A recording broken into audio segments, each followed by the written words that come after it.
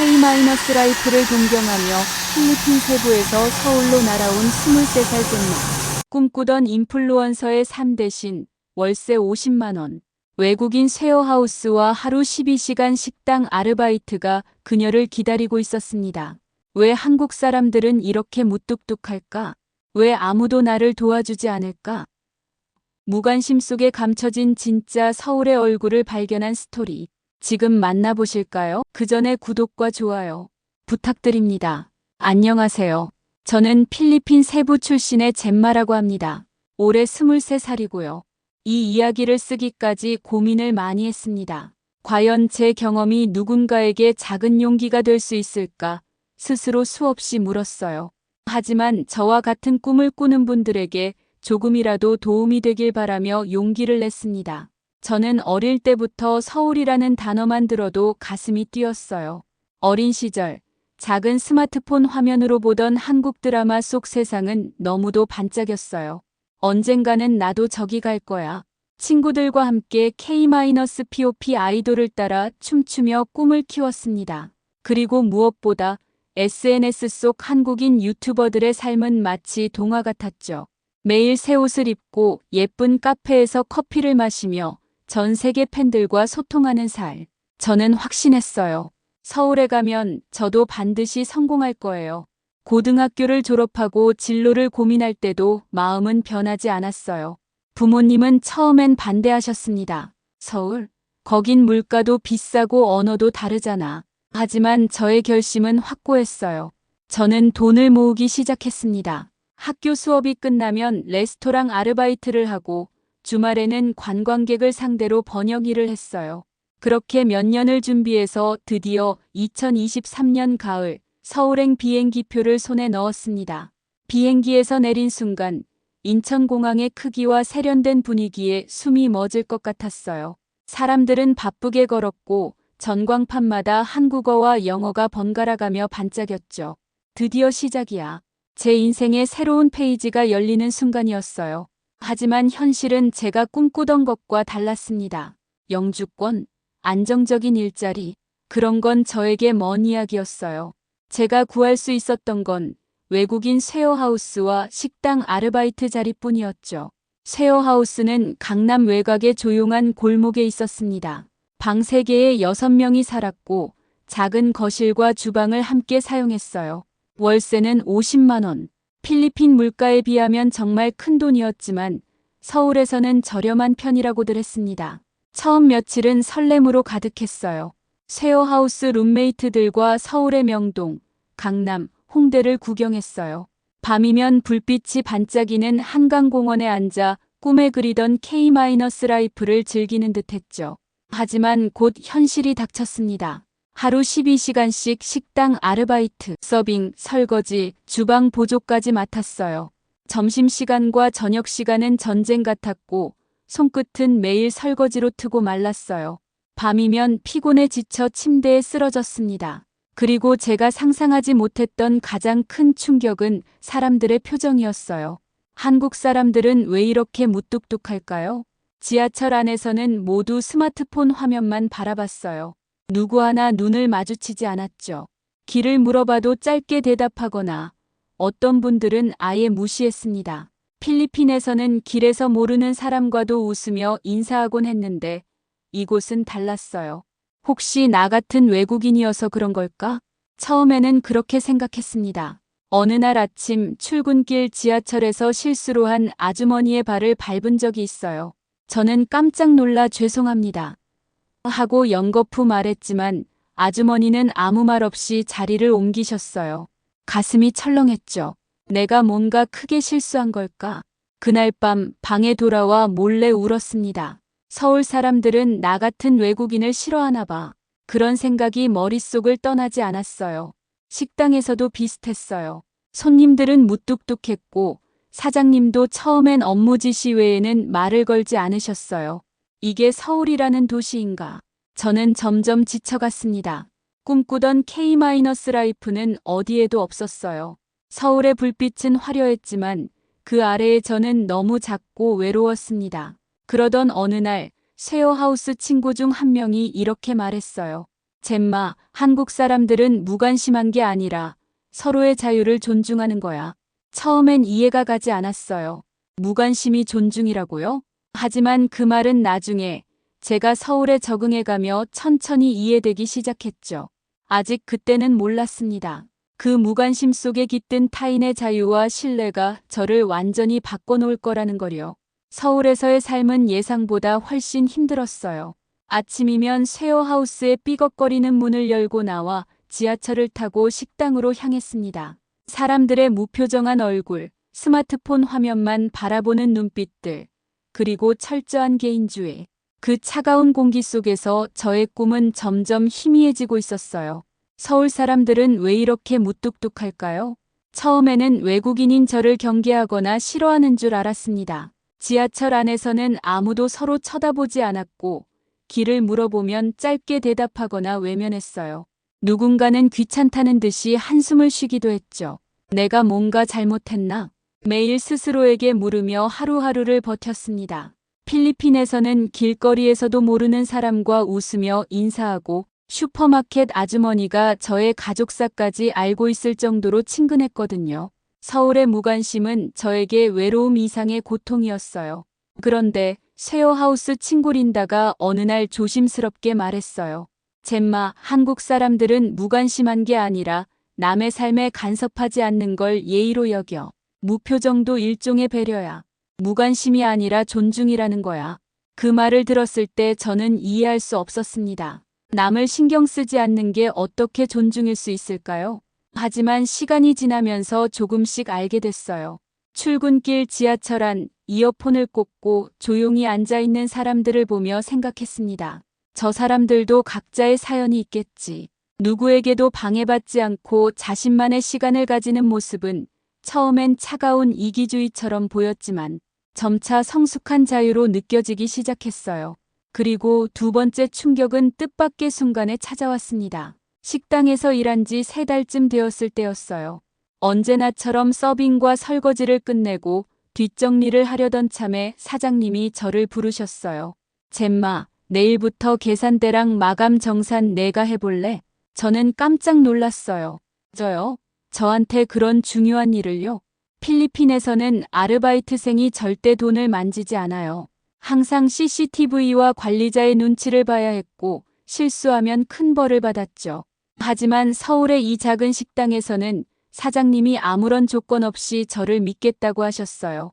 너 항상 성실하게 일하는 거 봤어. 믿어, 젬마.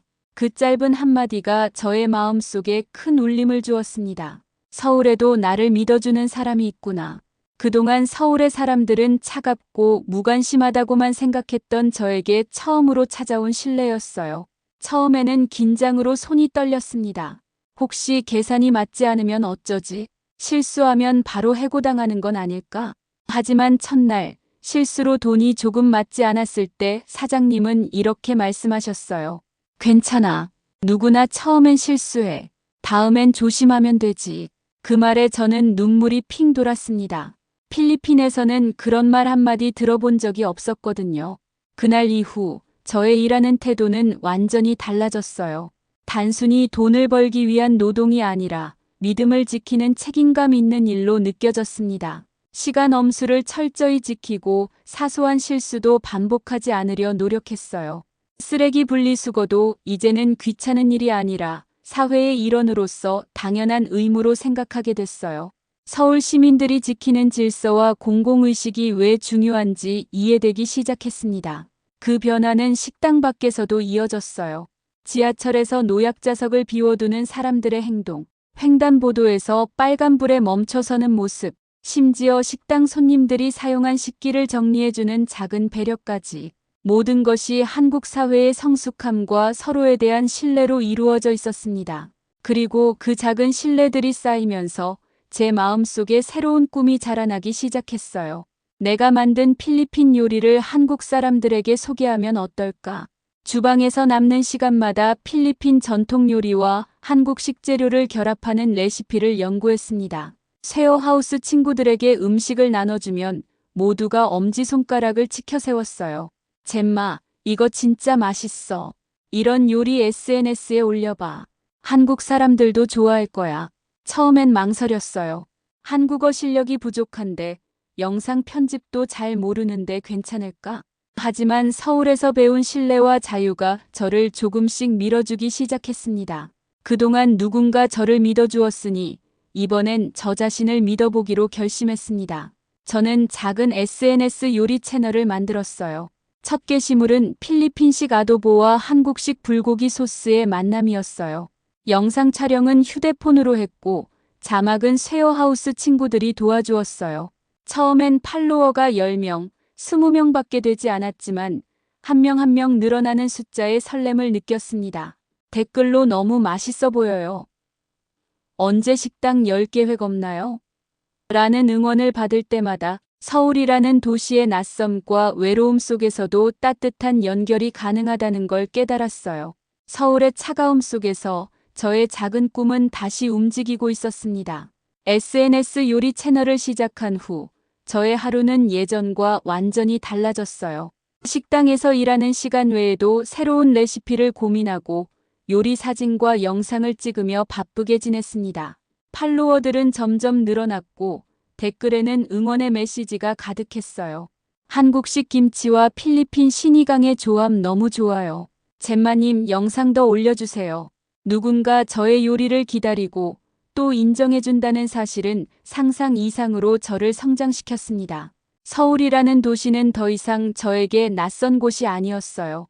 저를 외국인으로만 보던 무관심한 도시가 아니라 저의 열정과 노력을 존중하는 사회로 느껴졌습니다.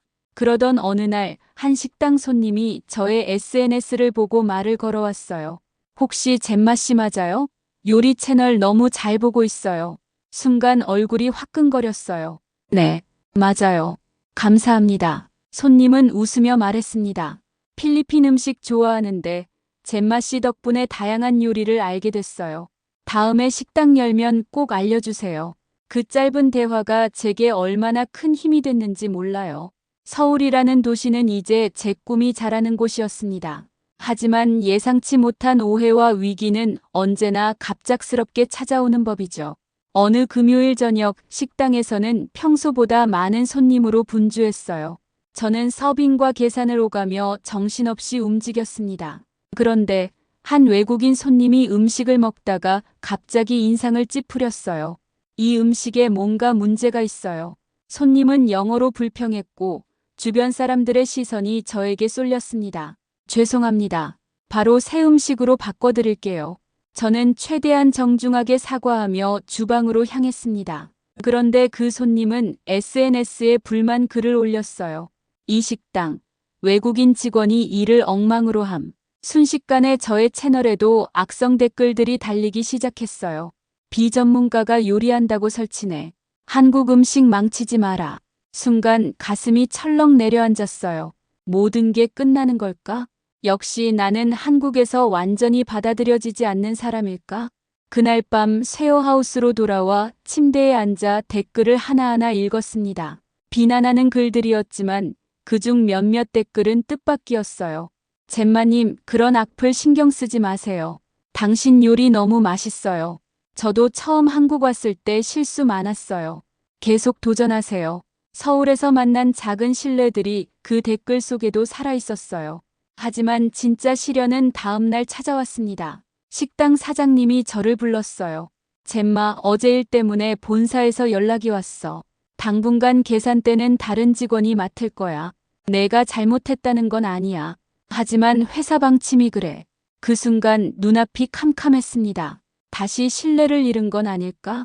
서울은 결국 저 같은 외국인에게 두 번째 기회를 주지 않는 곳일까?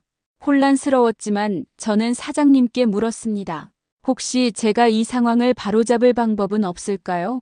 사장님은 잠시 고민하다 말했습니다. 너 SNS 채널 있잖아.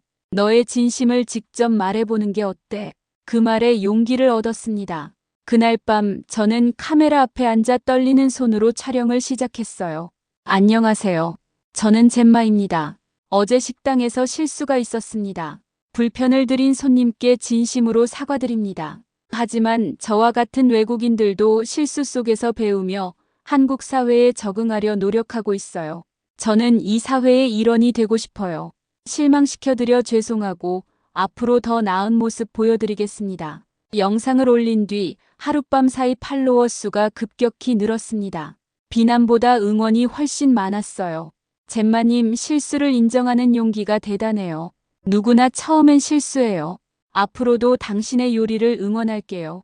그때 깨달았습니다. 서울은 완벽함만을 요구하는 곳이 아니었습니다. 실수를 인정하고 다시 일어서는 용기를 존중하는 사회였어요. 며칠 후 식당 사장님께서 다시 저를 불렀습니다. 젬마, 본사에서도 내 영상 봤어. 다시 계산대 맡아도 된대. 고객들도 너를 응원하고 있어. 그 순간 저는 울음을 참을 수 없었어요. 감사합니다. 정말 감사합니다. 서울은 처음엔 저에게 차가운 도시였지만 이제는 저의 진심과 노력을 이해해주는 따뜻한 공동체가 되었습니다. 이 도시에서 저의 두 번째 기회가 시작되고 있었어요. 팝업 레스토랑 첫날 아침, 저는 거울 앞에 섰습니다. 앞치마를 메고 머리를 단정히 묶었지만 손끝은 떨리고 있었어요. 이 모든 게 정말 현실일까요? 정말 내가 서울에서 내 요리를 팔게 된 거 맞나요? 쉐어하우스 친구들이 주방으로 몰려와 웃으며 엄지를 세웠습니다. 젬마, 오늘 완전 대박 날 거야. 그 격려가 없었다면 저는 용기를 내지 못했을 거예요. 불고기 아도보, 김치 신이강, 고추장 카레. 이 모든 메뉴는 한국의 식재료와 필리핀의 전통 레시피가 만난 작품들이었어요. 처음엔 단지 쉐어하우스 주방에서 실험 삼아 만든 음식들이었죠.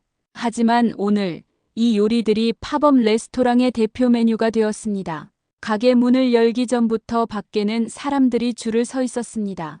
SNS 팔로워, 식당 단골, 쉐어하우스 이웃들, 그리고 이름 모를 서울 시민들. 모두 저의 요리를 맛보기 위해 찾아왔어요. 젬마 씨, 응원해요. 필리핀 음식 처음 먹어봐요. 기대돼요. 힘내세요. 당신의 이야기를 보고 감동했어요. 주문이 밀려들었고 저는 쉐어하우스 친구들과 함께 주방에서 바쁘게 움직였습니다. 뜨거운 불 앞에서도 웃음이 끊이지 않았어요. 이 순간을 절대 잊지 않을 거예요. 팝업 레스토랑 마지막 손님까지 배웅한 뒤 저는 주방에 앉아 숨을 고르며 눈을 감았습니다. 서울에서 보낸 지난 시간들이 주마등처럼 스쳐갔어요. 처음 서울에 도착했을 때의 설렘, 지하철에서 느꼈던 외로움과 문화적 소외감, 식당 사장님의 신뢰에 눈물 흘렸던 날들, 악성 댓글로 좌절했던 순간, 그리고 진심을 담아 사과 영상을 찍고 다시 신뢰를 얻었던 그 모든 순간까지, 그 모든 경험들이 오늘의 저를 만들었어요. 서울이라는 도시는 저를 시험에 들게 했지만 동시에 성장하게 만들었습니다. 사장님이 다가와 말했습니다. 젬마, 오늘 완전 성공했어. 손님들 모두 다음 팝업도 기대한대. 저는 믿을 수 없다는 듯 웃었습니다. 정말요? 정말 이렇게 많은 분들이 저의 요리를 좋아해 주실 줄은 몰랐어요. 사장님은 고개를 끄덕이며 말했습니다. 내가 노력한 걸 사람들이 알아준 거야. 그리고 내가 서울 사람들에게 보여준 건 음식만이 아니야. 다름이 두려움이 아니라 새로운 가능성이라는 걸 보여줬지. 그 말에 저는 목이 메었습니다. 처음엔 서울이 저에게 너무 차갑게만 느껴졌어요. 무표정한 사람들, 철저한 개인주의, 그리고 외국인이라는 이유로 마주했던 벽들. 하지만 이제 알게 됐습니다. 서울 사람들은 차가운 게 아니라 서로의 자유를 존중하는 방법을 알고 있었던 거예요. 그 무관심은 타인의 삶을 방해하지 않겠다는 약속이었고 그 거리감은 책임감을 전제로 한 신뢰의 표현이었어요. SNS 채널에도 변화가 일어났어요. 팝업 레스토랑 영상을 올리자 팔로워 수는 하루 만에 수천 명이 늘었습니다. 댓글에는 격려와 응원의 메시지가 가득했어요. 젬마님, 당신의 도전이 너무 멋져요. 요리는 문화와 문화를 잇는 다리가 될 수 있네요.